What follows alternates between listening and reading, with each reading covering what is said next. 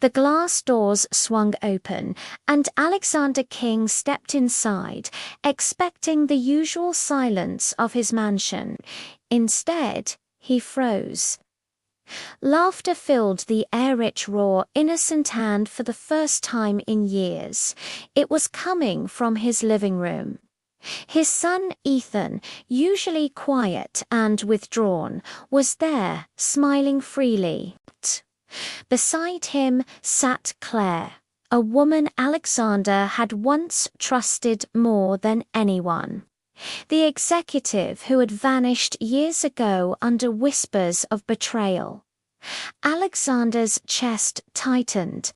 He remembered the sting of her departure, the rumors, the emptiness that followed. Yet here she was, casually holding a plate of cookies, smiling as though the world outside his doors didn't exist. The twins' laughter mingled with the warmth in the room, a sound Alexander hadn't realized he had been craving. "What are you doing here?" he asked, his voice tight, uncertain. Ethan shifted nervously, but Claire spoke first. "I was invited," she said softly, placing the cookies down, "by your son."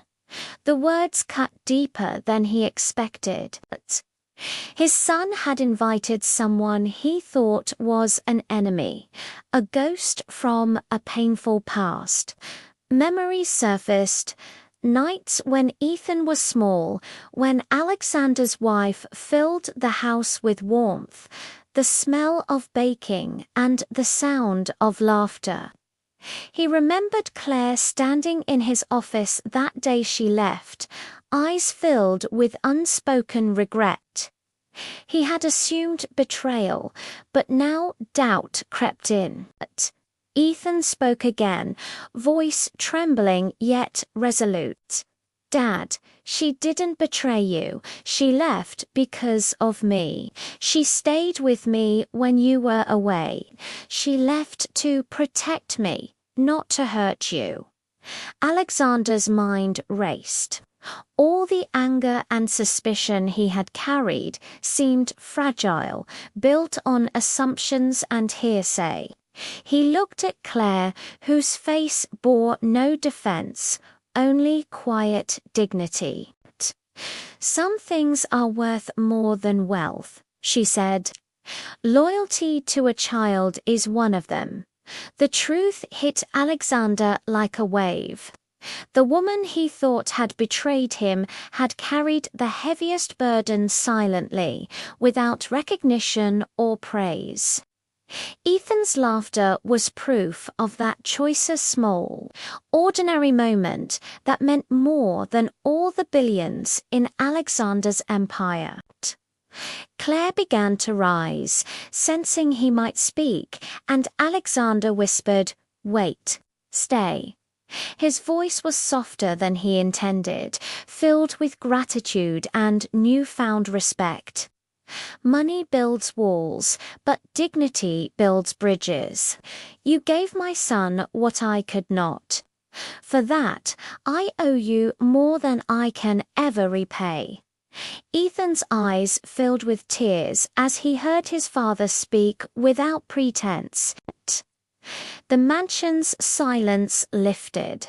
The walls echoed not with emptiness or fear, but with warmth, conversation, and shared joy.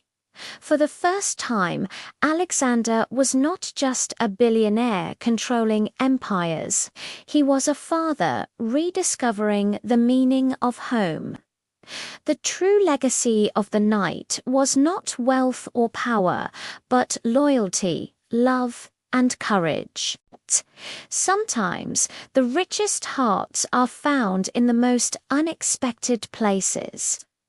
The greatest victories are not measured in numbers or contracts, but in the small, silent acts of honor that shape lives. Alexander watched Ethan laugh, realizing that the wealth of the world meant nothing compared to the dignity and love that had been quietly preserved all these years. Power is fleeting, money is temporary, but the strength of loyalty, courage, and sacrifice is eternal. In a world driven by ambition and status, the most profound lessons come not from the boardroom, but from the living room where love, trust, and truth quietly triumph over all. If you have ever met someone whose quiet courage changed everything, share their story below.